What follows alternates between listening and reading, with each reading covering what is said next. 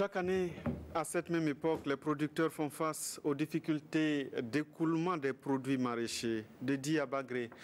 Les mêmes problèmes se posent aux producteurs. Par exemple, le pays produit environ 300 000 tonnes de tomates et autant peut-être pour les oignons, sans parler des autres spéculations.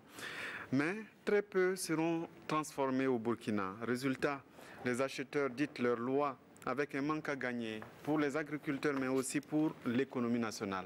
Mais à qui la faute? Aux autorités, selon les producteurs qui n'accompagnent pas assez la filière. Les autorités, à leur tour, demandent aux producteurs une meilleure organisation pour tirer profit de leur production. Les deux parties sont sur le plateau de controverse. Bonsoir à tous et merci de suivre donc votre émission de débat contradictoire sur la télévision du Burkina. Ce soir, en plateau, nous avons le docteur Abdelaziz Ouedraogo. Il est le directeur général de la promotion de l'économie rurale au ministère de l'Agriculture. Avec nous, monsieur Marc Gansonré. Il est secrétaire général adjoint de la Confédération paysanne du Faso. Il est agriculteur. Avec nous aussi, monsieur Sylvanus Traoré. Il est directeur général du développement industriel au ministère du Commerce, de l'Industrie et de l'Artisanat. Et avec nous, M. Aruna Maïga, de la Fédération nationale des industries agroalimentaires. Il est chargé de programme. Bonsoir à tous. Et merci d'avoir répondu donc à notre invitation. Retenez que cette émission est interactive en deuxième partie. Vous pouvez nous appeler au 25 40 79 03 à la deuxième partie d'émission, c'est-à-dire à l'heure d'émission. Après une heure passée sur ce plateau, vous aurez donc cette occasion d'intervenir. Messieurs, place au débat. Je commence par vous, monsieur Gansonré, puisque vous êtes le représentant des producteurs. Selon vous, pas selon vous, mais le constat est là. Vous produisez. On a donné des chiffres, ce ne sont pas les vrais chiffres, puisque tout à l'heure le docteur Abdelaziz Ouedraogo disait qu'on n'a pas d'études fixes pour avoir véritablement la quantité de production, aussi bien de la tomate que des oignons dans notre pays. Mais ce qu'on sait, c'est qu'il y a sensiblement 300 000 tonnes de tomates produites. Mais dans tout cela, la transformation pose problème. Et vous dites, vous n'avez pas d'accompagnement. Pourquoi? Merci à la RTB et merci à cette émission controverse qui nous permet aujourd'hui de parler d'une problématique que les agriculteurs rencontrent et la majeure partie même de l'agriculture du Burkina Faso. Vous n'êtes pas sans savoir que le développement des secteurs agricoles dépend de la mise en œuvre des réformes stratégiques, des interventions ciblées et des investissements structurants dans le cadre en tout cas global de la promotion de l'économie agricole. Et au Burkina Faso, je pense que nous avons en tout cas eu pour ambition, à travers effectivement un certain nombre de politiques et de stratégies qui sont développées. Je ne citerai que le programme national du secteur rural. À son axe 2, il y a un sous-programme économie, en tout cas agricole, qui énonce les 10 investissements structurants et réformes stratégiques à travers la réalisation d'un certain nombre d'infrastructures et d'unités de transformation pour accompagner en tout cas une stimulation de la production agricole, notamment des produits périssables. Bon, mais force est de constater qu'aujourd'hui, nous avions des beaux textes qui sont énoncés et la réalité sur le terrain est tout autre. Puisque dans le programme national du secteur rural, deuxième phase qui va prendre fin en 2020, nous n'avons pas eu cette occasion aujourd'hui, effectivement à travers les zones de concentration de production. Vous avez d'ailleurs entendu, je crois, hier dans notre journal dire que vous n'êtes pas du tout satisfait. On n'est pas satisfait, on n'est pas satisfait de cela. Et pour preuve, même au-delà de ce programme national du secteur rural qui qui n'a pas répondu à nos attentes. Il y a un programme aujourd'hui au niveau du Burkina Faso, un programme de développement de la production maraîchère. Et ce programme de développement de la production maraîchère peine effectivement à rendre service à la profession par manque de financement adéquat. Donc clairement, il n'y a pas de soutien, il n'y a pas d'accompagnement, il n'y a rien qui est fait sur le terrain. Insuffisance d'accompagnement à ce niveau pour la transformation de nos produits agricoles. Alors, monsieur, la parole qui vient la prendre entre monsieur Traoré et monsieur le docteur Ouedraogo, il y a des beaux textes, mais la réalité sur le terrain, c'est que il y a une insuffisance d'accompagnement des producteurs. Je crois que c'est plutôt M. Ouedraogo qui Allez-y. de l'agriculture pour ce qui concerne l'accompagnement qui pourrait réagir. Je reviendrai peut-être certainement sur les questions de transformation. Allez-y, docteur Ouedraogo. Merci, M. Ngongo, et merci aussi à la RTB pour nous avoir invités justement à ce plateau pour parler d'un sujet extrêmement important pour notre économie aujourd'hui. J'ai noté effectivement que M. Gansonré vient d'exprimer sa non-satisfaction par rapport à l'accompagnement que l'État est censé justement apporter aux acteurs. Je suppose que c'est dans le cadre justement de la transformation de nos produits. Je voudrais d'abord faire un petit rappel. Il faudra noter que depuis très longtemps, les efforts de l'État, même depuis les indépendances, étaient déployés essentiellement pour intensifier la production. Et la raison était simple, c'est que la principale préoccupation de la population, c'était vraiment de pouvoir satisfaire aux besoins de consommation domestique. Et l'essentiel de la production, qui en réalité était essentiellement de la production de subsistance, était orienté vers l'autoconsommation. Alors, aujourd'hui, il y a d'autres défis. Il ne s'agit pas seulement de produire pour autoconsommer, mais aussi il faut pouvoir effectivement écouler une partie de la production sur le marché et se créer des richesses pour pouvoir satisfaire à des besoins qui ne sont pas forcément des besoins alimentaires. Alors, je peux dire que pour ce qui est du ministère en charge de l'agriculture,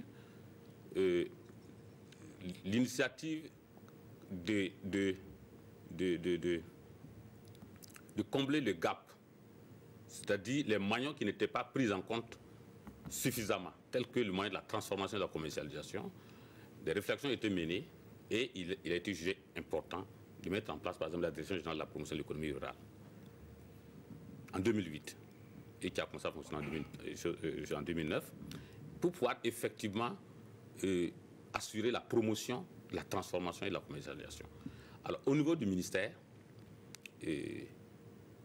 diverses initiatives ont été entreprises. Je vais aller très rapidement. Justement, concrètement, voilà. la réalité du terrain, parce qu'on ne va pas revenir sur les textes, puisqu'il a déjà cité les textes. Allez-y. Je voudrais tout de suite donner une opinion. L'agriculture du Burkina Faso ne peut pas être transformée par les seules actions de l'État. Nous sommes conscients de cela. L'État a son rôle régalien à jouer, qui est effectivement d'améliorer le climat des affaires dans le secteur rural pour permettre à des promoteurs privés de pouvoir justement prendre le relais, de pouvoir investir, aussi bien au niveau de la production, mais aussi au niveau de la transformation. Et ces réformes sont en cours d'être adoptées ou sont en cours d'être justement mises en œuvre. Je peux citer, je dors déjà, et M. Gansonré est témoin. Ils ont participé à l'élaboration d'une loi extrêmement importante que je peux qualifier d'une des plus puissantes réformes du secteur rural depuis les indépendances. C'est la loi portant cours d'investissement agro-silvopastoral, halieutique et faunique, qui accorde d'énormes avantages sur le plan fiscal à tous ceux qui veulent justement entreprendre dans ce secteur, aussi bien au niveau de la production, la commercialisation et la transformation, mais pas seulement la production végétale, mais aussi la production animale, au niveau aussi de tous ceux qui veulent investir dans la foresterie, etc. Donc il y a des réformes en cours, aussi bien il y a des lois qui ont été votées, mais aussi il y a d'autres initiatives qui sont entreprises parce que les contraintes qui freinent aujourd'hui la transformation de notre production, ce n'est pas seulement les questions fiscales, mais il y a d'autres questions. Nous pourrons revenir là-dessus, mais d'ores et déjà, je voulais rassurer que beaucoup a été entrepris, mais les réformes, il faut le reconnaître. C'est un processus long, M. Gansouré est témoin pour pouvoir justement faire passer cette loi. Il a fallu effectivement plusieurs ateliers, plusieurs va-et-vient, d'abord au niveau du Conseil des ministres et des va-et-vient au niveau de l'Assemblée nationale. Alors, il dit quelque chose d'essentiel. La question de la transformation ne peut pas être gérée par le seul État. Oui, je profite de l'occasion pour joindre ma voix à mes prédécesseurs pour saluer l'initiative qui nous permet aujourd'hui de discuter d'une thématique assez majeure, celle de la transformation, notamment des produits maraîchers. Ce que M. le directeur général a dit est très important et nous l'avions compris depuis les années 1990. C'est pourquoi, en 1991, les acteurs des filières de l'agroalimentaire se sont constitués en Fédération nationale des industries de l'agroalimentaire. Mais, comme il l'a dit, depuis les indépendances, la politique agricole au Burkina s'est beaucoup axée sur les politiques d'intensification de la production. Donc, depuis lors, le maillon de la transformation est resté embryonnaire. On a atteint un niveau où la production, on devrait travailler maintenant à ce que la transformation puisse tirer la production, qu'on puisse ajouter de la valeur à nos produits agro-silvopastoraux. Mais malheureusement, jusqu'à présent, c'est vrai que des initiatives sont prises, mais sur le terrain, les acteurs peinent. Même les initiatives privées, les gens, les professionnels du secteur ont mené beaucoup d'actions. Vous avez vu, aujourd'hui, on parle des journées agroalimentaires. On parle des foires de promotion des filières agroalimentaires dans toutes les régions. C'est des initiatives privées qui sont souvent accompagnées par l'État. Mais de reste, il faut dire que les acteurs, compte tenu de la problématique, puisque la question de la transformation est assez complexe, quand on connaît nos économies au Burkina Faso, et il faudrait que des mesures fortes soient prises et soient appliquées. C'est quoi vous allez plaider des mesures fortes? Vous savez, aujourd'hui, quand on prend notre économie au niveau national, qui sont les produits locaux, qui sont beaucoup plombés par les produits importés, dû au fait que, le consommateur final qui est face à un produit importé, un produit local, qui est le transformateur local, par ses moyens de production, a généralement des coûts de production plus élevés que les produits qui viennent d'ailleurs, qui ont pendant longtemps fonctionné et qui ont atteint certains niveaux, ils sont capables de réaliser des économies d'échelle. Et là, vous aviez, par exemple, on peut entendre souvent sur le marché, on ne peut pas payer un produit qui est fait au Burkina Faso plus cher qu'un produit qui est venu d'ailleurs. Et qu'est-ce qu'il faut faire à ce niveau? Moi, je pense que là, il faut des mesures. Je pense qu'en 2017, si je ne me trompe pas, il y a une commission interministérielle qui a été mise en place pour réfléchir sur la question de promotion des filières agricoles. Nous avions participé, nous avions organisé les acteurs en ce qui concerne les acteurs pour voir quelles sont les mesures de réforme qui puissent être portées par l'État pour faciliter cela. Vous dites, en fait, vous êtes en train de dire clairement que vous n'êtes pas suffisamment accompagné pour faire cette transformation-là. Pas suffisamment. Alors, Monsieur Traoré, les acteurs sont organisés, les producteurs produisent, les acteurs sont organisés pour transformer, mais pas suffisamment d'accompagnement. Merci à vous et merci à la RTP donc, de nous associer à cette émission sur une thématique qui est au cœur de toutes les réflexions que l'on mène au niveau du ministère en charge de l'industrie, du commerce et de l'artisanat. Alors, peut-être qu'avant que je ne dise en fait ce qui est fait, parce que on dit il n'y a pas, il n'y a rien, oui, on a l'impression qu'effectivement il n'y a pas grand-chose qui est fait pour accompagner. Je voudrais que chacun se remette un peu dans la position qui est la sienne. une économie, c'est des producteurs, c'est des transformateurs, c'est des commerçants.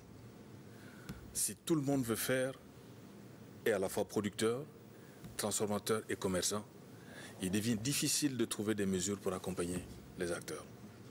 Parce qu'on ne peut pas avoir une économie où, en fait, c'est un problème d'organisation. Des acteurs qui ne se remettent pas vraiment dans une logique. Alors, je crois qu'au niveau du ministère en charge des questions agricoles, on a une loi sur les interprofessions, dont la vocation, justement, c'est de travailler à cette organisation des groupes d'acteurs pour éviter, pour que quelque part, l'accompagnement de l'État puisse arriver plus facilement aux différentes cibles qui ont été identifiées. Sinon, si on continue de le faire de cette façon, ça va être difficile. Maintenant, de façon spécifique sur les questions de transformation. Il a dit la fédération, elle existe depuis 1990. Depuis 1990. En termes d'action sur le terrain, elle est reconnue d'utilité publique et elle est accompagnée par l'État pour organiser les journées agroalimentaires depuis déjà plus d'une dizaine d'années. Donc on ne peut pas dire que l'État ne fait rien pour accompagner. En outre, mais Dr Ouedraogo a bien dit tout à l'heure, au niveau de l'État, il y a, pour ce qui concerne l'investissement agricole, il y a un code des investissements. C'est vrai, ce sont des mesures, on va dire, elles viennent d'être prises, mais comme on dit, mieux vaut tard que jamais. Elles viennent d'être prises, c'est vrai, mais au moins elles ont le mérite d'exister et de donner les moyens aux services techniques de l'État d'assurer l'accompagnement des acteurs. Au niveau du ministère en charge de l'industrie, donc des questions de transformation,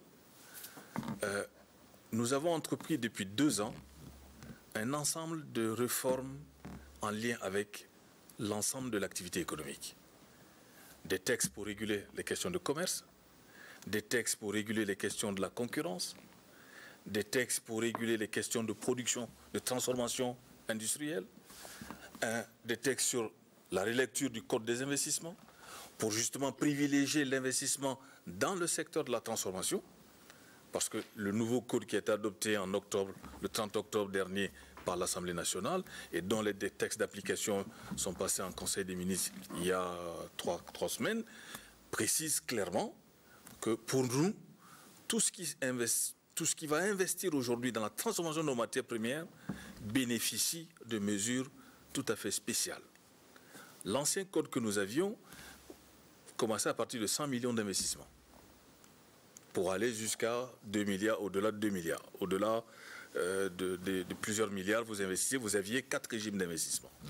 Aujourd'hui, on a dit, on a les 4, on a rajouté un 5e, mais on a dit, tous les 5 régimes, si vous décidez d'investir dans la transformation de nos matières premières, les seuils qui sont fixés sont divisés par 4. C'est-à-dire qu'au jour d'aujourd'hui, quelqu'un qui déciderait d'investir dans la transformation de la tomate, dans la transformation du haricot vert, dans la transformation de l'anacarde, pour peu qu'il décide d'investir 25 millions et de créer 5 emplois, bénéficiera des mêmes avantages que celui qui aura investi 100 millions pour fabriquer un téléphone ou fabriquer des bics. Il bénéficiera des mêmes avantages. Donc pour nous, c'est vraiment, on pense, je crois que tout le monde est unanime pour le dire, nous ne pouvons pas avoir une économie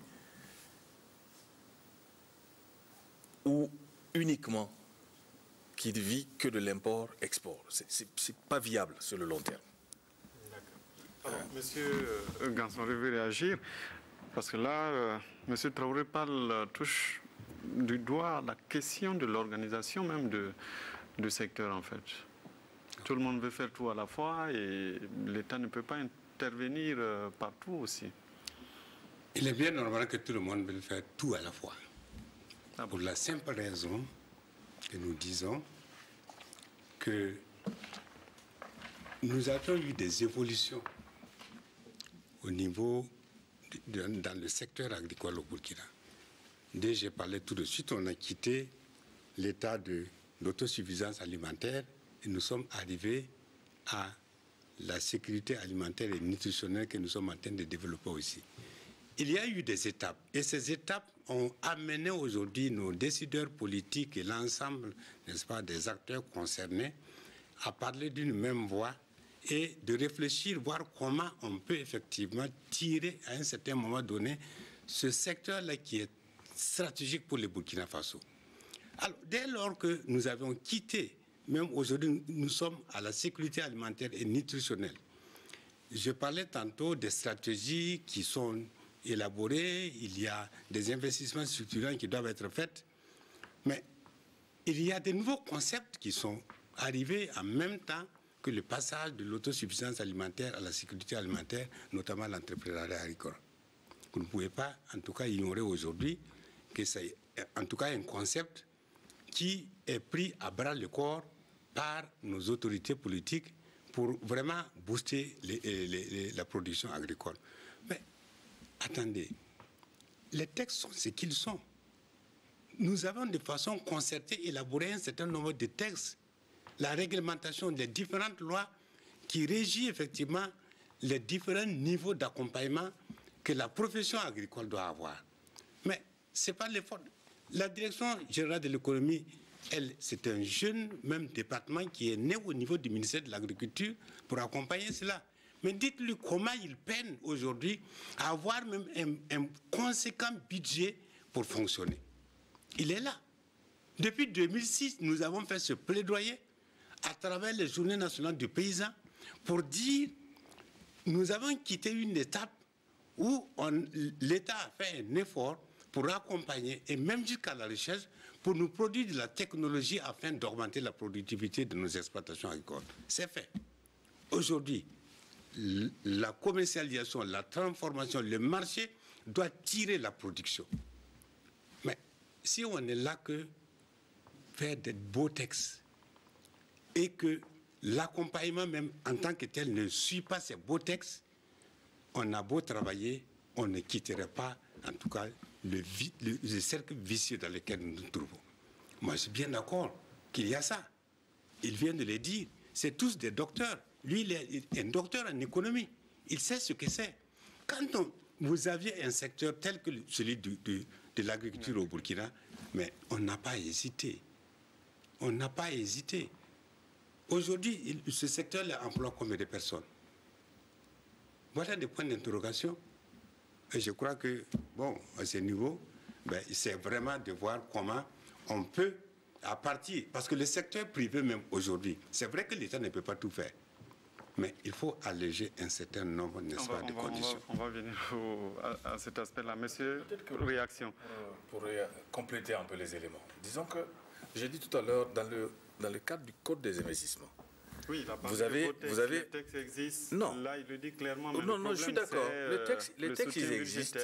Parce qu'il a dit normalement, il y a un département qui existe qui n'a même pas de budget pour fonctionner. Mais est-ce que vous pensez, je pose juste la question la plus triviale, est-ce que vous pensez que c'est l'État qui doit créer les unités industrielles? Est-ce que nous pensons qu'au jour d'aujourd'hui, on peut être amené à avoir un État industriel? Je ne crois pas. Je ne crois pas que ce soit la solution. C'est pour cela qu'on crée les conditions pour que le secteur privé investisse. Et les secteurs où on pense qu'il y a des besoins de faire des investissements stratégiques, l'État est disposé à accompagner le privé à investir dans ces secteurs. Et il le fait au jour d'aujourd'hui.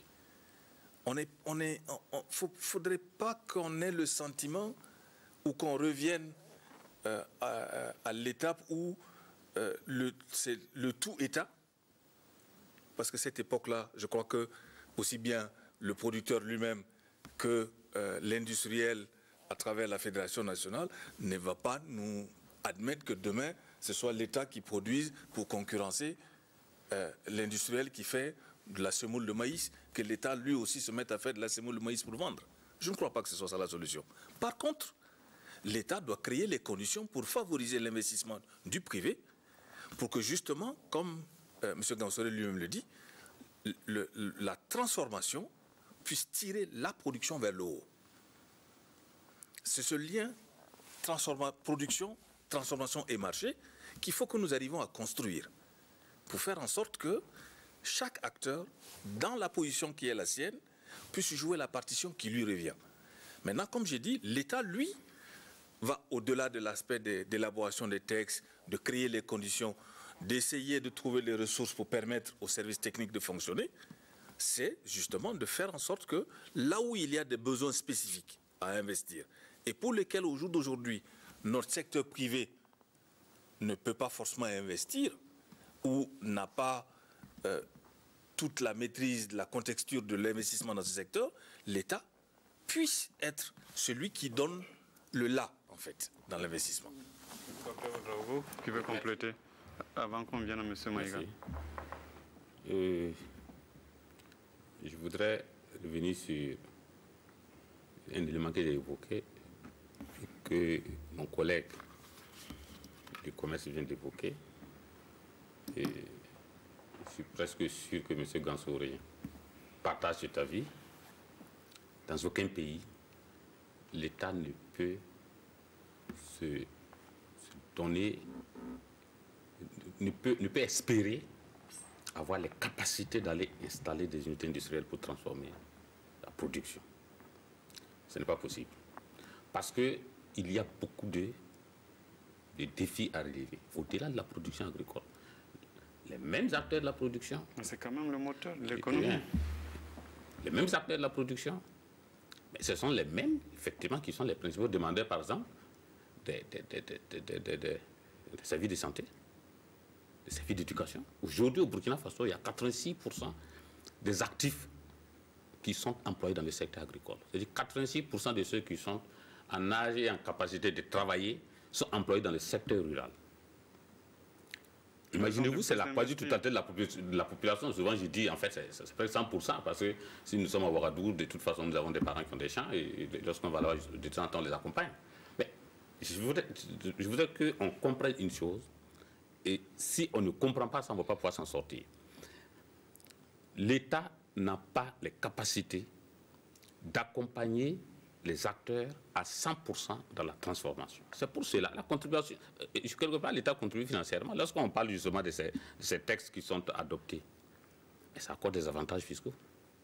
C'est-à-dire que l'État accepte de renoncer à un certain nombre de moyens financiers, hein, en baissant justement les taxes, pour faciliter, par exemple, l'acquisition de certains équipements. Si vous prenez, par exemple, le code d'investissement agricole, pour vous donner juste une idée, aujourd'hui, ce code dit, par exemple, ceux qui ont des investissements allant de 0 francs, peut-être que les gens ne vont pas comprendre, jusqu'à 15 millions, ils sont exonérés de toute taxe et de tout droit de douane pendant 7 ans. C'est ce que ça dit. Mais maintenant, nous sommes d'accord avec vous que peut-être ça traîne. Ça traîne pourquoi? Parce que vous êtes aussi d'accord avec nous que ces textes ont été votés. Mais ce qui est le plus important d'abord, c'est les textes d'application. Aujourd'hui, les textes d'application du Code d'investissement agricole sont en cours justement d'être introduits en Conseil des ministres parce que, ça aussi je sais que vous êtes informés, parce que nous avons invité justement les fêtiers, l'agriculture, pour participer à l'élaboration de ces textes. Parce que les avantages que ça accorde, c'est des avantages vraiment énormes, mais il y a des conditionnalités. Je prends un exemple. Il est prévu, par exemple, plus vous investissez dans des zones à conditions climatiques difficiles, plus vous avez d'autres avantages. Plus vous investissez dans l'agriculture verte, hein, plus vous faites des investissements verts, plus vous avez d'avantages. Donc aujourd'hui, pour pouvoir même définir ces zones-là, voilà, justement. Donc, voilà, je n'ai pas fini de se lancer. On va leur permettre de réagir. Non, je n'ai pas fini, s'il vous plaît, c'est la suite. S'il vous plaît. Vous aurez la parole après pour réagir. Monsieur Maïga attend depuis un bout de temps. Allez-y. Alors, le problème que pose Monsieur Traoré ainsi que le docteur Ouedraogo, c'est qu'il n'appartient pas à l'État de créer les unités industrielles. C'est à vous de le faire avec l'accompagnement de l'État qu'il fait déjà. Oui, justement, nous ne demandons pas à l'État de créer des unités industrielles. Nous ne l'avons jamais fait. Et quand, dans la stratégie de promotion des mets locaux, la DGPR avait inscrit une action d'ouvrir un restaurant de mets locaux, nous avions dit à la DGPR à l'époque qu'il n'appartient pas à l'État d'ouvrir des restaurants. On demande que les conditions soient mises pour faciliter ceux qui sont dans le domaine à exercer leurs activités. Et quand on parle de la question des organisations des acteurs, c'est vrai. Aujourd'hui, nous avions des insuffisances au niveau de l'organisation des acteurs. Mais on ne peut pas dire aujourd'hui qu'on ne peut pas identifier ceux qui sont dans le secteur de la transformation, ceux qui sont dans le secteur de la production et ceux qui sont dans le secteur de la commercialisation. Pour raison pour laquelle aujourd'hui nous avions la production, nous avions la transformation ici présente. Mais il y a ça peut dire que des gens qui sont dans la transformation mais qui interviennent directement dans la production. Il y a des gens, par exemple, qui ont atteint un certain niveau de production où ils ont, à leur propre compte, installé des unités de transformation. Et c'est à encourager. Parce que si, par exemple, un producteur arrive à avoir une production à telle enseigne qu'il peut valoriser lui-même sa production, je pense que ça ne doit pas causer problème. Et quand on parle également de l'accompagnement de l'État, il est vrai, et les journées agroalimentaires sont accompagnées par l'État depuis 2010. Mais il faut dire que c'est 10 ans après que cette action est venue. Et nous saluons, et il faut dire que ces journées agroalimentaires sont une vitrine aujourd'hui pour faciliter la visibilité de l'innovation qui se fait au niveau du secteur de la transformation. Aujourd'hui, l'organisation des journées agroalimentaires se fait en partenariat public-privé avec l'État, avec tous les représentants des ministères qui interviennent dans le secteur rural. Et c'est la Fédération nationale des industries de l'agroalimentaire qui tient le lead. Est-ce que vous voyez? C'est pour dire que les acteurs ont conscience du rôle qu'ils doivent jouer. On ne demande pas l'État à tout faire. Sinon, notre existence n'a pas sa raison d'être. Monsieur Gansonri, oui. Sur la même question, il n'appartient pas à l'État de créer des industries. C'est à vous de mieux vous structurer, de vous organiser et avoir donc l'accompagnement de l'État. Non, nous, on n'a pas demandé à l'État d'être fourré ou mourir en même temps. C'est même impossible. C'est ce que nous sommes en train de faire dans nos exploitations qui nous amène même souvent à plomber nos activités parce qu'on veut produire, on veut transformer, on veut commercialiser.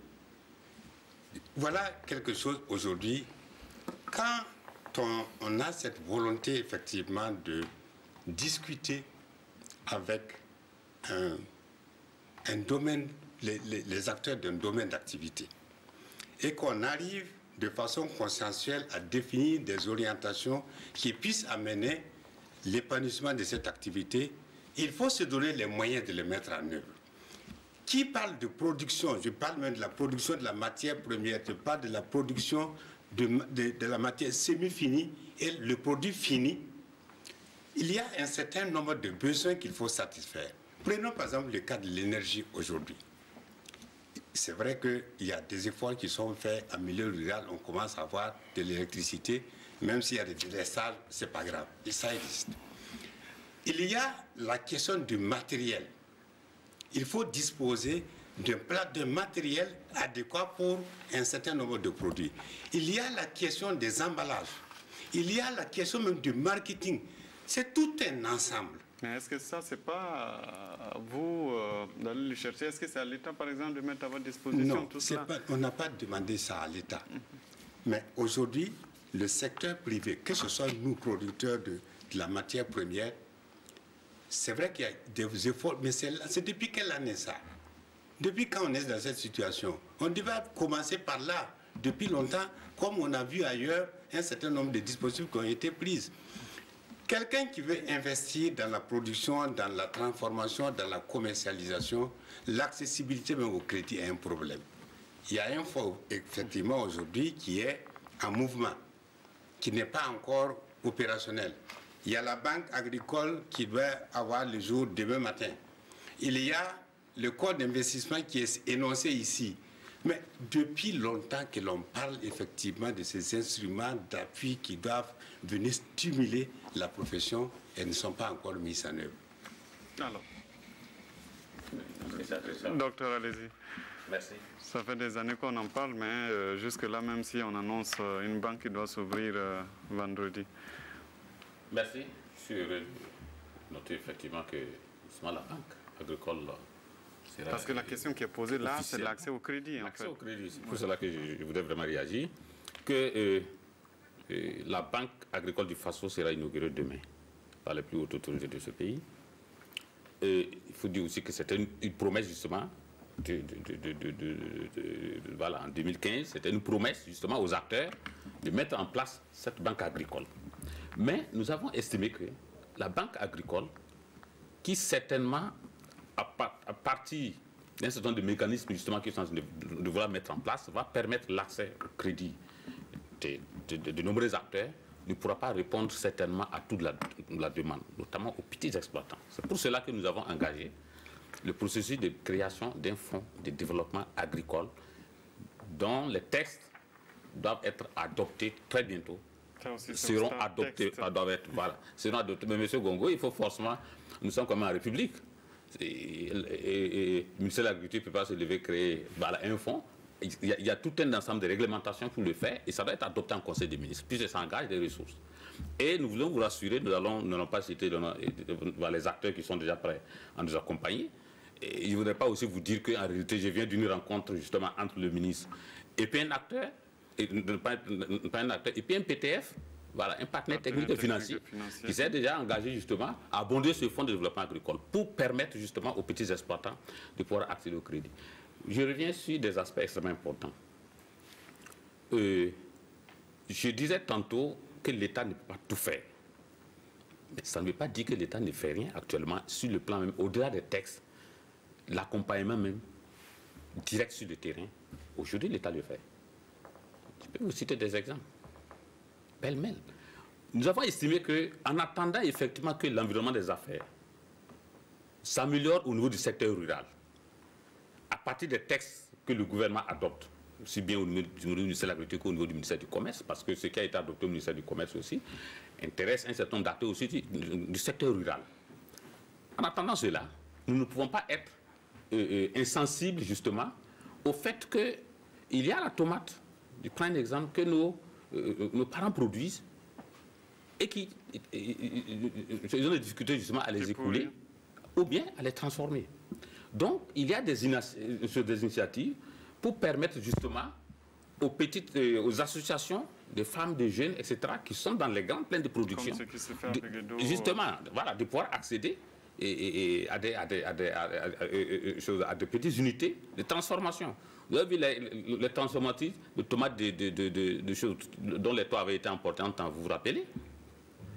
Mais je ne vous dirai pas aussi, ça peut être vérifiable, que très récemment, ils ont été équipés justement pour relancer les choses. Je voudrais aussi vous préciser qu'en termes de commercialisation, non seulement des produits bruts, mais aussi des produits finis, aujourd'hui l'État accompagne énormément les acteurs à pouvoir écouler ces produits transformés à l'extérieur.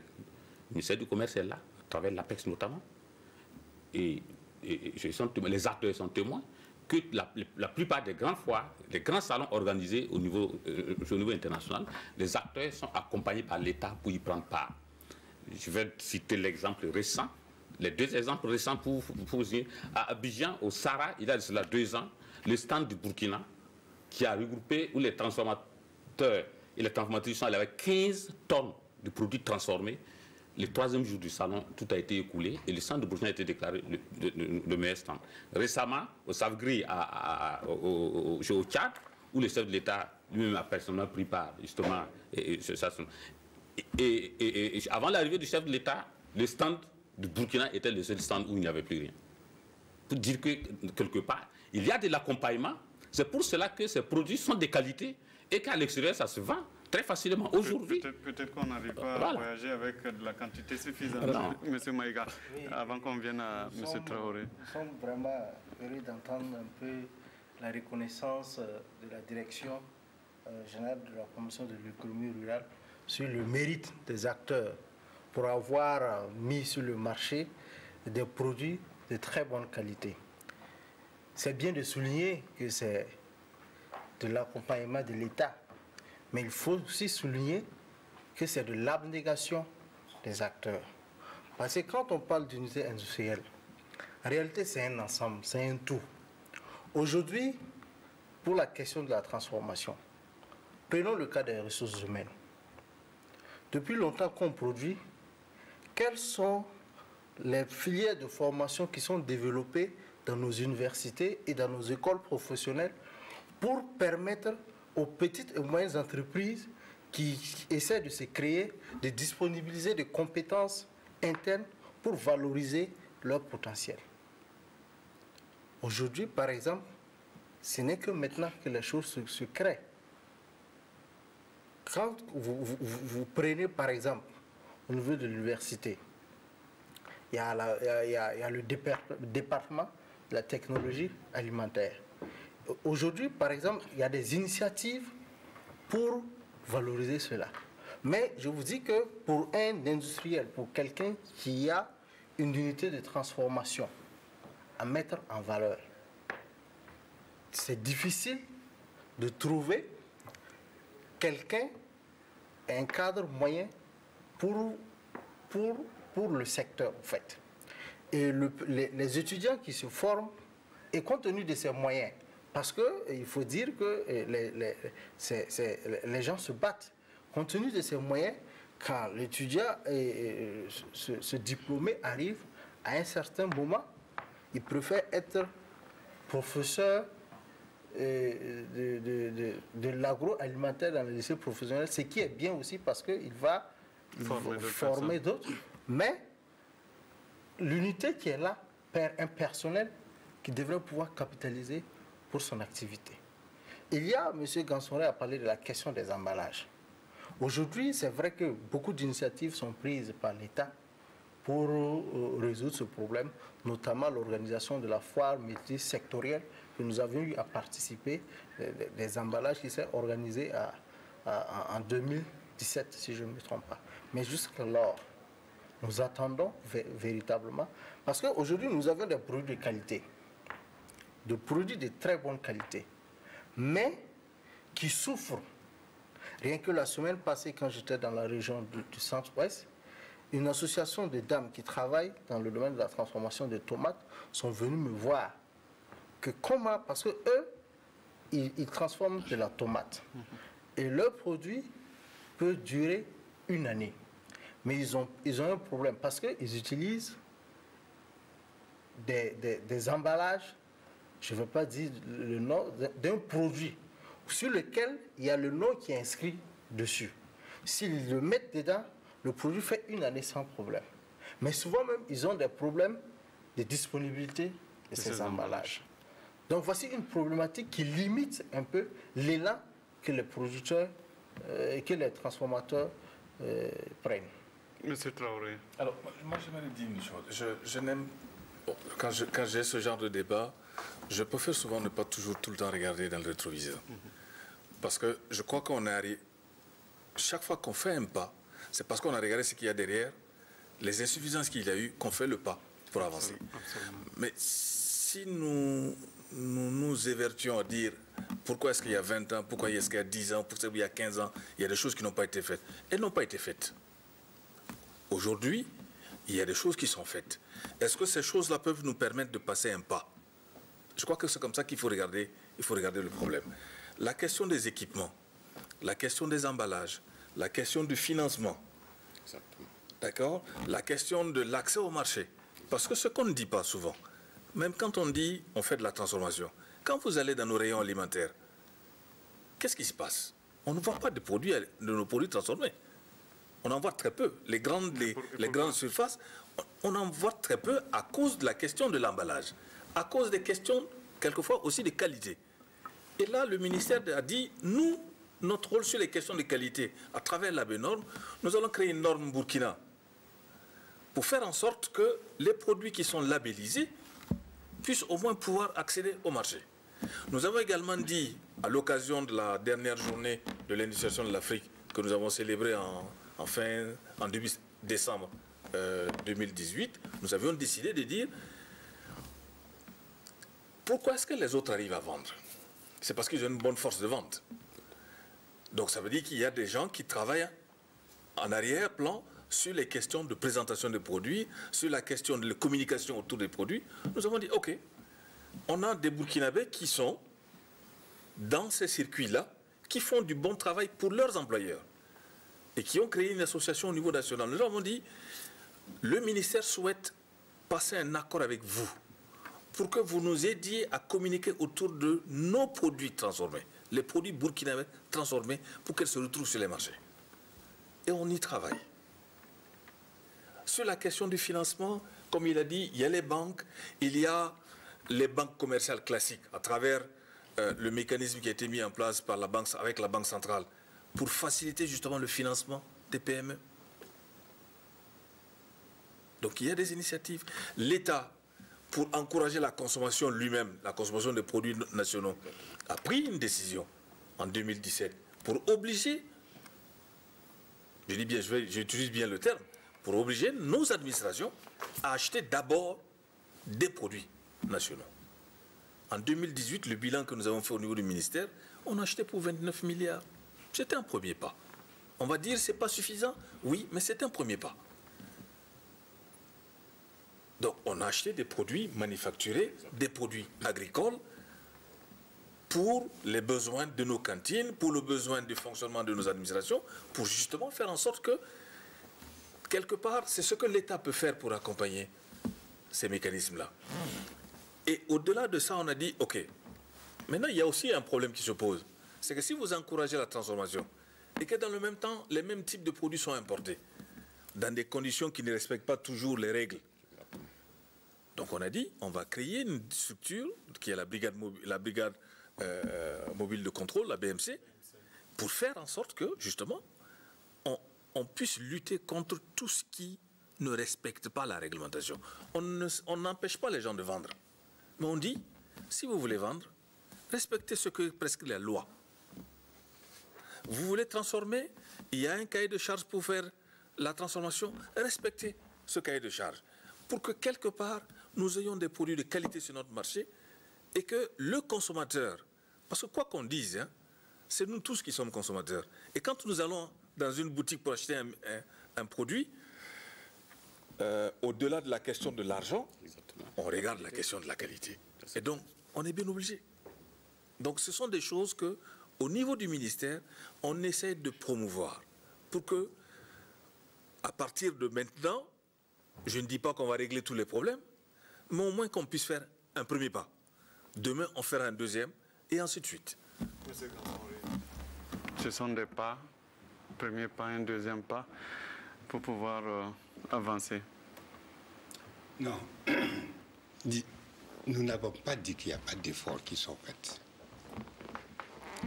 Mais des efforts aujourd'hui qui ne nous amènent pas à atteindre un objectif souhaité dans le moyen terme même.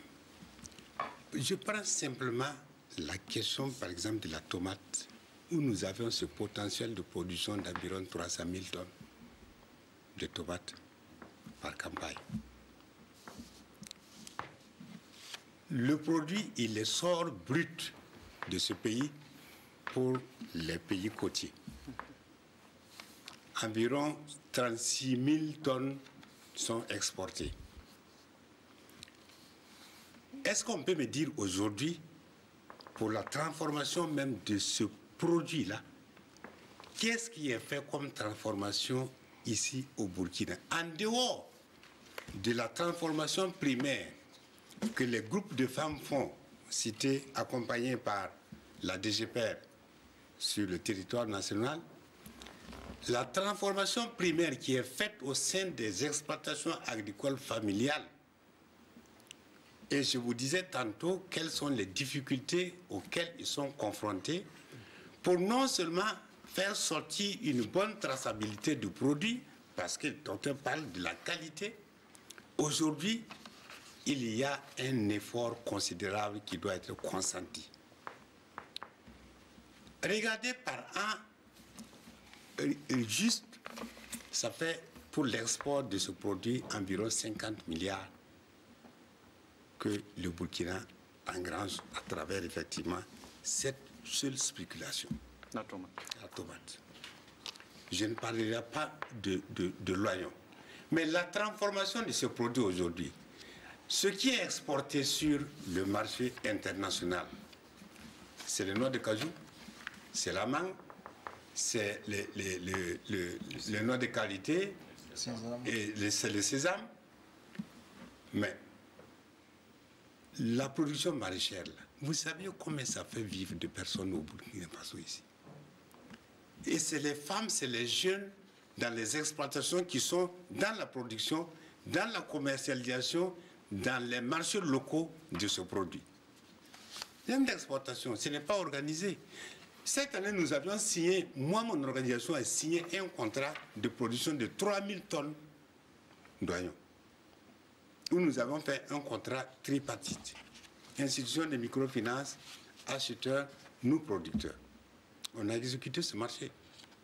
C'était bon. On veut récidiver pour la campagne hivernale à venir par rapport à cela. Mais il y a un certain nombre de conditions que nous demandons. Dieu merci, on nous dit aujourd'hui, c'est là, le code d'investissement, ça va voir le jour, avec des textes d'application qui ne sont pas encore, des codes qui sont élaborés, il n'y a pas de code, de décret d'application. À quand? Même la loi d'orientation agricole, là, c'est maintenant qu'on met les bouchées doubles pour élaborer et puis faire adopter les décrets d'application. Alors, je dis, c'est très bien, nous en faisons des efforts, l'État en fait des efforts, mais pour que nous puissions avoir un résultat immédiat, pour vraiment fixer même nos jeunes, nos femmes dans notre terroir, il faut encore faire mieux. Il dit, c'est vrai, il y a un certain nombre de choses qui sont faites. Traoré, sur une question précise, il a parlé d'unité de transformation de tomates parce qu'il y avait un produit, peut-être que vous allez, une unité dans ce sens que l'État lui-même veut lancer, mais ça ressemble à un serpent de mer. Oui, mais vous-même vous le dites, ça ressemble à un serpent de mer. Pour ça, vous savez, je vous ai dit tantôt, la vocation première de l'État, ce n'est pas de devenir un industriel, c'est de créer les conditions. Il peut investir dans des secteurs ou accompagner l'investissement dans des secteurs. On s'est associé à un privé pour créer la STFL à Lumbila, pour pouvoir transformer de la tomate. L'unité, le concept du projet a ensuite évolué pour également pouvoir faire de la transformation de la mangue sur place. Nous y travaillons. C'est vrai, le projet a connu diverses difficultés dans le cadre de sa mise en œuvre. Pendant ce temps, on peut ouvrir la partie interactive, avancer. Et du coup, nous sommes arrivés à une situation où, au jour d'aujourd'hui, nous disons, avec la partie indienne qui nous accompagne dans la mise en œuvre de ce projet, de trouver les moyens pour terminer cette usine, pour qu'elle puisse commencer à tourner, parce que les capacités qui sont installées, c'est 240 tonnes de mangue à transformer par jour et 250 de tomates par jour. Donc c'est un planning de production qui fait que vous allez produire de la tomate, ensuite vous transformez de la mangue, parce que ce sont deux spéculations qui ne sortent pas à peu près, pas aux mêmes périodes. Et l'idée qu'il y a derrière, c'est de faire en sorte que nous puissions pouvoir l'achever avec un accord qu'on a passé avec la BIDC au mois d'octobre dernier pour obtenir un financement additionnel pour le terminer. On y travaille véritablement. Et lors du 14e conclave qui s'est tenu du 17 au 19 mars dernier à Delhi, où la délégation burkinabé a été conduite par le ministre en charge de l'énergie, cette question a fait l'objet d'une discussion entre la partie gouvernementale et les entreprises indiennes qui ont été sélectionnées dans le processus de construction de cette usine, pour qu'on puisse avoir une feuille de route sur laquelle on va s'accorder très prochainement pour arriver à l'ouverture, à l'achèvement des travaux et à l'ouverture de cette unité. Du reste, dans le cadre de ce projet, on a prévu autre chose. Parce que, comme vous-même vous l'avez dit, vous aviez l'exemple de Begedo, où il y a déjà une première transformation pour avoir de la pâte qui n'est pas du concentré. Parce que c'est juste de la purée de tomates. Absolument. Mais on n'est pas arrivé au cours du processus, on ne va pas jusqu'au bout pour avoir du triple ou du double concentré pour mettre sur le marché. L'idée que nous avons aujourd'hui, c'est de dire il faut que peut-être qu'on travaille autour de cette unité de Lumbila, à créer des centres sur les sites de production, pour ne pas être obligé de transporter la tomate jusqu'à Lumbila, mais sur les centres de production, de pouvoir installer des petites unités qui vont faire ce premier traitement. Et c'est cette pâte qui va être transportée simplement à l'usine pour être concentrée et conditionnée. Sur ce segment, on sait qu'on a, je dirais, quelque part un peu merdé dans le cadre de la conduite de ce projet. On va le terminer. Et on y travaille véritablement. Il y a des choses qui ont été mal faites dans le passé. On essaie de rattraper cela pour permettre donc justement qu'on arrive à le rendre opérationnel. Alors il y a M. Sabo Aboubakar qui nous appelle de Ouaga. Bonsoir. Ah, bonsoir. Nous vous écoutons. Oui, j'aimerais en fait donner mon point de vue par rapport au sujet de l'émission. Voilà. Bon, moi je pense que actuellement le problème réel même au niveau de la transformation de nos produits locaux, il y a un problème de ressources humaines. Il faut prendre par exemple la plus grande université de Burkina. Quand vous arrivez et vous regardez les filets de formation, je dirais c'est plus décourageant. C'est plus décourageant parce qu'on n'a pas de filières qui forment des gens adaptés même à ce secteur-là. Donc vraiment, ça fait que sur le terrain, vraiment, c'est-à-dire nos unités de production ont des difficultés par rapport à la ressource humaine de qualité. Donc vraiment, ça joue vraiment même au niveau de la transformation. Et également, il y a un autre point de vue, c'est par rapport à l'organisation même. Moi, je pense que l'organisation même des producteurs, des acteurs même du secteur de l'agriculture, en fait, elle ne doit pas être seulement le monopole même de l'État central. Il faut également même l'appui même de collectivités. Vous prenez le cas de la vallée du Sourou. La vallée du Sourou, l'aménagement, elle atteint 2240 hectares. Ça veut dire que normalement, la collectivité devait s'impliquer dans l'organisation. Et quand vous prenez même au départ, dès que le MCA même a aménagé, le MCA a voulu mettre en place même un marché. Donc ça veut dire que normalement, il devait avoir un marché pour le roulement de ces produits-là.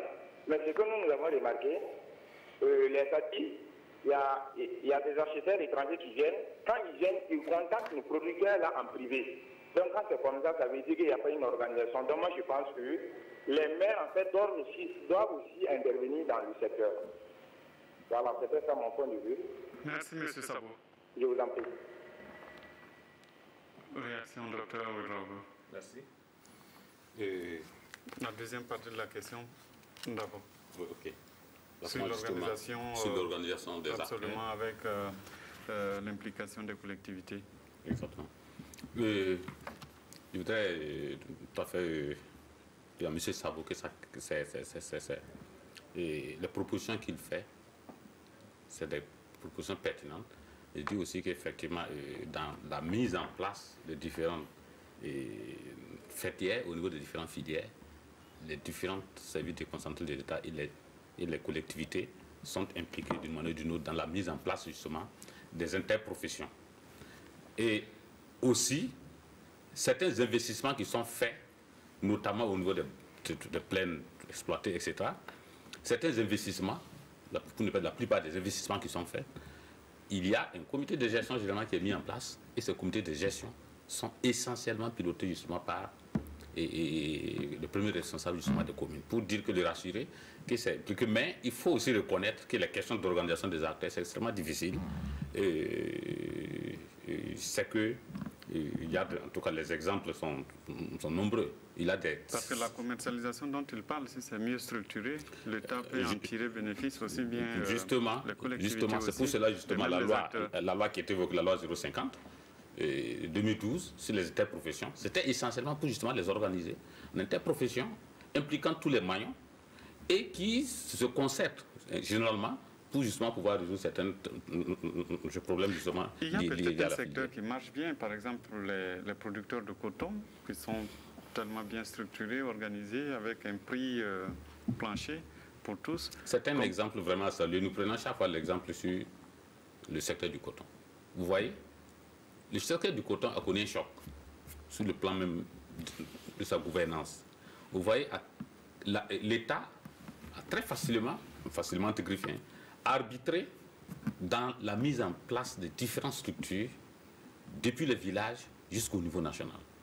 Donc des milliers d'associations ont été mises en place et la fête nationale a été mise en place pour montrer qu'effectivement les acteurs peuvent réellement s'organiser et pouvoir travailler. Donc je suis d'avis avec lui, mais effectivement il faut reconnaître que les questions d'organisation qui impliquent même souvent des questions de personnes. Moi je vais vous citer un exemple. L'unité de transformation, bon, je ne vais pas citer la localité exacte, en tout cas dans le sud-ouest, il y a une unité de transformation du manioc que nous avons justement mis en place, équipée avec toutes les commodités. Alors il est revenu après que ça ne fonctionne pas. On a fait le déplacement, on est allé trouver que c'est à cause d'une seule personne qui soit déjà justement influente dans la localité, que finalement ça ne fonctionne pas. Nous avons instruit justement avec les premiers responsables de la commune, plus les services déconcentrés, pour rapidement changer la composition du comité de gestion. Et aujourd'hui, lorsque nous partions au 1 décembre à Gawa, nous avons fait un tour, je pense que nous avons emporté la ticket pour partir. Donc ça veut dire que souvent c'est des questions de personnes, d'individus, qui font que les questions d'organisation se posent. Sinon, de manière générale, les acteurs, pour certaines filières, aujourd'hui environ 15 interprofessions au Burkina Faso, et ces interprofessions, pour la majeure partie, fonctionnent bien. Ce n'est pas seulement dans les interprofessions qu'il y a des problèmes. Il y a des problèmes dans divers types, dans diverses organisations institutionnelles. Il y a des problèmes. Donc on reconnaît qu'il y a des problèmes, mais il faut travailler justement. On ne va pas revenir sur les ressources humaines parce qu'on a déjà abordé L'une des ça ici, interprofessions qui fonctionne en plus de celle de coton, je me permets de le dire, c'est celle du secteur de l'anacarde. Absolument. Où l'année dernière, parce que les acteurs se sont parlé, ils ont fixé un prix plancher pour acheter de l'anacarde aux producteurs. Ensuite, ils se sont mis d'accord pour qu'on garde sur le marché national une quantité minimale pour permettre aux unités de transformation qui existent de pouvoir travailler avant qu'on exporte l'excédent. Cette campagne, ils se sont encore concertés pour fixer un prix plancher pour l'achat des amandes brutes aux producteurs, des noix brutes aux producteurs, et ils vont travailler. Je crois que la question de l'organisation, quand on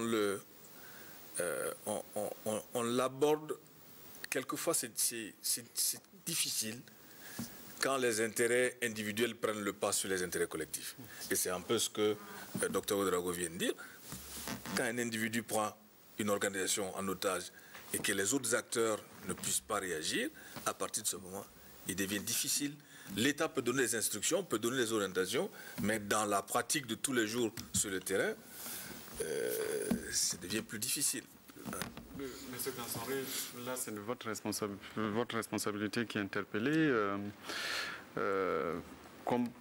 Comment se fait-il que vous n'arrivez pas à vous organiser, par exemple, les producteurs de tomates ou d'oignons ou peut-être d'autres spéculations, à la manière de ce qu'ils donnent comme exemple, pour pouvoir mieux tirer profit justement de vos productions? Non, il est souvent difficile de faire de telles comparaisons entre des produits. Prenez par exemple le coton, l'anacarde, le sésame. C'est le niveau même international qui dicte un certain nombre de choses à faire. Regardez les sociétés cotonnières aujourd'hui qui sont là. Le prix même du kilo du coton est fixé à partir d'où? C'est au niveau international. Absolument. Il y a des intérêts, il y a des enjeux. Au-delà de la production, mais en fait, on ne nous accompagne pas parce qu'on nous aime. C'est parce qu'on veut que nous travaillions à faire tourner des industries ailleurs. Si on prenait par exemple les différents produits tels que cités ici, ou de consommation courante, la production maraîchère sur laquelle nous sommes, et que de façon souveraine, comme c'est que la démarche que nous avions commencée maintenant, ils viennent de le dire, c'est vraiment pas à pas. Ça ne peut pas être très rapide comme on l'aurait souhaité, mais il y a au moins des prémices aujourd'hui. Nous, en tant qu'organisation de producteurs, je crois qu'aujourd'hui, on ne peut pas nous en vouloir de n'avoir pas accepté vraiment nous organiser. Les interprofessions sont là. Vous avez dit, on a plus d'une quinzaine, mais il y a certaines interprofessions, c'est vide de sens aujourd'hui. Parce que simplement le produit sur lequel ils se sont organisés, le produit n'est pas attrayant, il n'est pas bien accompagné. On prend plusieurs produits comme ça. La tomate même dont on parle, les Ghanéens viennent acheter notre tomate là ici. Ils viennent, ils font ce que vous dites là. Et cette pâte-là est exportée en Italie. S'il vous plaît, regardez l'inverse. Mais pourquoi pas à partir d'ici? Nous avions dit, pour ce qui a été même identifié et inscrit dans nos documents de stratégie, les unités de transformation qui doivent être développées dans les zones de forte concentration, qu'on permette à ces groupements, à ces exploitations familiales, d'apporter un produit même fini, avec une traçabilité qui puisse quand même nous garantir la garantie d'un certain nombre de choses pour que ça soit complété. Mais la tomate, on a même de la purée de tomate qu'on coupe à certains niveaux, Chine, machin, excusez-moi, mais c'est comme ça, et qui reviennent sur nos marchés, qui concurrencient même notre production ici. Qu'est-ce qu'on fait? Nous avons une part de responsabilité. On n'est pas facile, hein, mais c'est parce qu'on a vu, on a dit, c'est comme l'hyène. On a dit, faut quand tu veux bercer ton enfant là, avec des dents comme ça, il faut bercer l'enfant là de côté. Parce qu'on a eu des antécédents et c'est ça qui fait la méfiance entre effectivement le vis-à-vis. On va avancer. Monsieur Kader Nana nous appelle depuis Tenga. Bonsoir. Oui, bonsoir, monsieur Bongo. Nous vous écoutons. Bonsoir aux invités. Alors, allez-y, nous vous écoutons. Voilà, je voudrais dire que je partage l'avis, le même avis que M. Gansoré. En fait, l'État a sa responsabilité, puisque quand vous regardez même sur le plan local, les industries qui existent déjà et qui essaient de transformer nos produits locaux, là je vais parler du cas de la SN Sosico de Banfora. Ils ont du mal même présentement à écouler leurs produits. Donc, ça veut dire que d'une part, l'État ne joue pas ce rôle qui est de sécuriser nos entreprises. Alors, si les entreprises ont des problèmes d'écoulement, il va de soi qu'au niveau même de la transformation qu'il y a problème. Supposons, moi, en tant qu'un entrepreneur, c'est-à-dire un créateur d'entreprise, d'usine, si je ne suis pas sûr que... Allô? Oui, on vous écoute. Malheureusement, mais on comprend un peu, vous êtes interpellé, M. Traoré, sur l'accompagnement, parce que certaines unités existent, mais ne sont pas toujours accompagnées. Oui, on a compris l'essentiel de ce qu'il a dit. Merci à M. Kader Nana. Alors, souvent, on dit on donne des éléments d'information sur un certain nombre de choses sans avoir la complétude de l'information.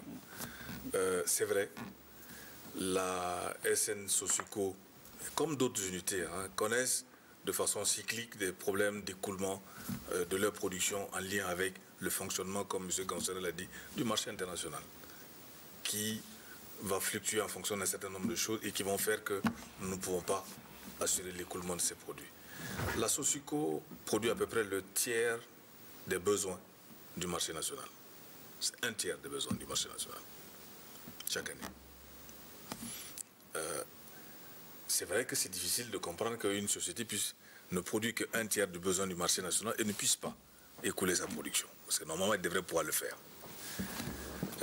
L'État essaye de trouver des outils à sa disposition pour accompagner ce type d'unité. Et l'année dernière, sur la campagne 2018, où la Sosico avait produit 31 000 tonnes à peu près de sucre pour le marché national, elle a eu des difficultés au début de la campagne, effectivement, de commercialisation pour écouler ses produits. Nous avions, au niveau du gouvernement, avec les autorisations spéciales d'importation, trouvé un moyen de réguler l'approvisionnement de notre marché à partir des importations, en disant, si le produit est soumis à AECI, vous êtes obligé de regarder avant de dire est-ce que véritablement le marché, on ne va pas déstructurer le positionnement des différentes unités sur le marché. Aujourd'hui, SN Sosuco, je peux le dire assez avant de venir là, les statistiques que l'Observatoire sur le sucre m'a transmis, la production 2018, au 31 janvier 2019, a été entièrement écoulée. Entièrement. Et là, ils ont commencé la campagne 2019, qui normalement prend fin avril, début mai, si tout se passe normalement dans la coupe. Et puis bon, il va falloir bien entendu continuer les mesures que nous avions prises pour accompagner ce secteur-là. On fait la même chose sur d'autres filières, mais bon, là c'est... Là-dessus, ça me permet de titiller un peu, M. Maïga. Est-ce que souvent aussi, c'est pas trop facile de créer des unités et d'attendre que l'État soit peut-être le marketeur de ces unités? Moi, je pense que un entrepreneur qui arrive à créer son unité n'attend pas de l'État, que l'État cherche le marché pour lui. C'est comme on le dit toujours. Mais parce que ces derniers temps, quand même, c'est fréquent d'entendre, oui, tel produit ne s'écoule pas et l'État ne fait rien, alors qu'on ne voit pas clairement aussi du marketing terrain pour pouvoir peut-être écouler ces produits. Bon, vous saviez, j'ai soulevé tantôt la question de compétitivité de nos entreprises. Nous, les entreprises qui existent au Burkina dans le domaine de la transformation sont dans la majorité dans la transformation artisanale. Il y a des petites et moyennes entreprises qui arrivent à se frayer le marché. Mais la grande majorité sont dans la transformation artisanale. Ce qu'on demande à l'État, ce n'est pas de chercher le marché pour les entreprises.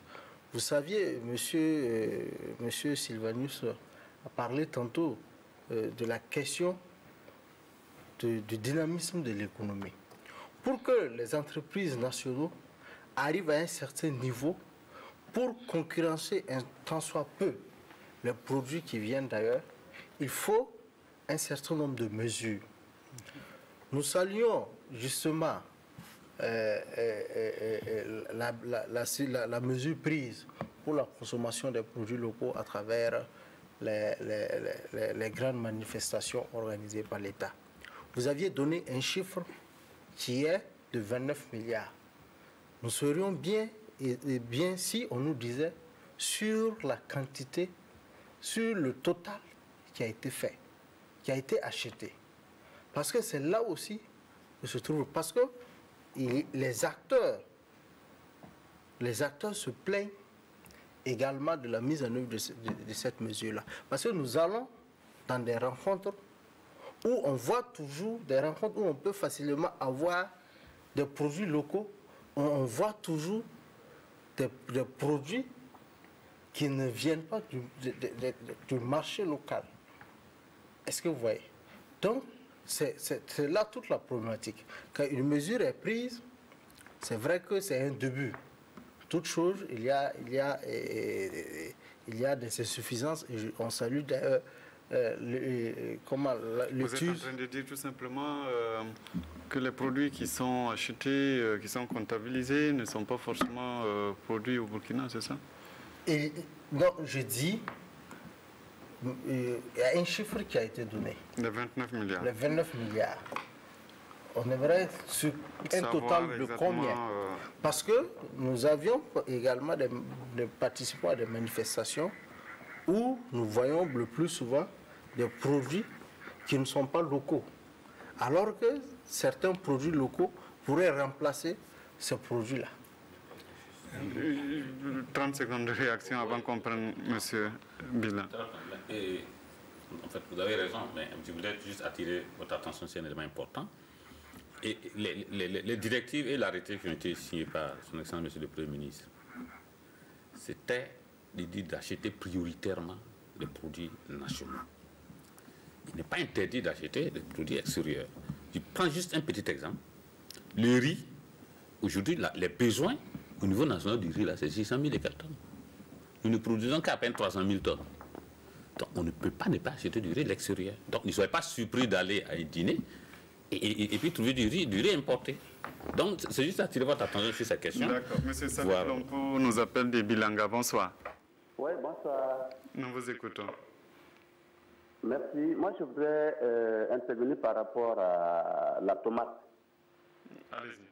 Oui, disons que c'est un produit particulier, un produit périssable, et que dans la localité où moi je suis, une année, le panier est parti de 2500 au début à 75 000 francs vers la fin de la récolte. Vous imaginez ce qui se passe. Pour l'anecdote, une fois je revenais à 100 km pour toucher le peu qu'il me restait en banque. Je reviens et mes employés avaient vendu plus de 700 000 francs. Maintenant, ce qui se passe sur le terrain, c'est que nous ne constatons pas que c'est une préoccupation pour l'État d'accompagner les producteurs à la base. Imaginez que les acheteurs eux-mêmes fixent le prix. Et rappelons que pour le cas du coton, c'est parce qu'il y a eu un moment où les dirigeants dans ce pays-là avaient des intérêts directs sur la vente du coton. Ça, c'est un secret pour personne. C'est pour ça que cette filière a été organisée, pas pour les intérêts du pays ou des producteurs, mais pour les intérêts des princes qui étaient là. Nous avons juste l'impression que la tomate, ça ne concerne personne. Et chaque jour, dans les grands discours, on va entendre développement endogène, patati patata. Mais le développement endogène, c'est quoi? Si à partir des produits que nous avions dans ce pays, les producteurs, les paysans sur le terrain ne peuvent pas vivre de ça, je ne sais pas ce que fait l'État. Nous n'avons pas dit à l'État de faire des unités partout. Ce n'est pas possible. Mais nous disons que le peu que nous cultivons sur le terrain, là, on doit nous permettre de pouvoir écouler cela. Et nous avons des propositions concrètes. Est-ce qu'on ne peut pas permettre à des communes comme Bilanga d'avoir des chambres froides pour conserver la tomate afin de discuter les prix à volonté? Je pense que c'est faisable. Mais pourquoi on ne peut pas aller vers là?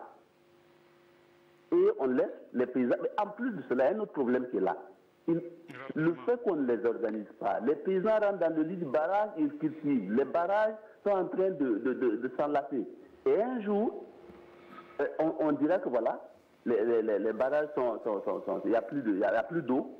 Est-ce qu'on pourra vivre dans les villages sans eau? Merci beaucoup. Donc, nous disons que l'État doit réellement donner aux collectivités là la chance de regarder les productions pour pouvoir accompagner les paysans. Sinon, voilà, c'est ce que j'avais à dire. Voilà. Même si on n'a pas les preuves des dirigeants qui avaient directement des intérêts, ça n'engage que vous. Monsieur le docteur Ouedraogo. Merci. Et merci justement aux téléspectateurs qui viennent d'appeler et donner ces informations. Certaines informations, en réalité, nous sommes au courant de la forte fluctuation des prix et en un temps vraiment bref sur justement sur les sites de production. Nous sommes conscients. Et comprenez qu'il y a déjà des initiatives qui sont prises dans le cadre communautaire. Je vais citer par exemple avec le SILS, où il y a eu déjà des démarches qui ont été entreprises pour permettre de pouvoir justement assainir justement les circuits de commercialisation de la tomate particulièrement. Parce que ce qu'il faut comprendre, il y a la nécessité, et nous n'avons pas hésité de faire comprendre à nos partenaires, c'est-à-dire les acheteurs potentiels de la tomate burkinabé, qui est la meilleure tomate de la sous-région, que certes, nous voulons tout faire pour assainir les circuits de commercialisation pour aller dans les autres pays, mais notre objectif premier, c'est de transformer. Mais avant de pouvoir avoir toutes les capacités de pouvoir transformer, il faut effectivement aller dans ce sens. Et sur les constatations quand même amères, c'est que il y a beaucoup d'intermédiaires qui, à la limite, souvent, c'est l'acheteur qui fixe son prix. Et comme la tomate est périssable, si vous n'acceptez pas son prix, il passe à soi à côté du kiosque et puis il vous regarde.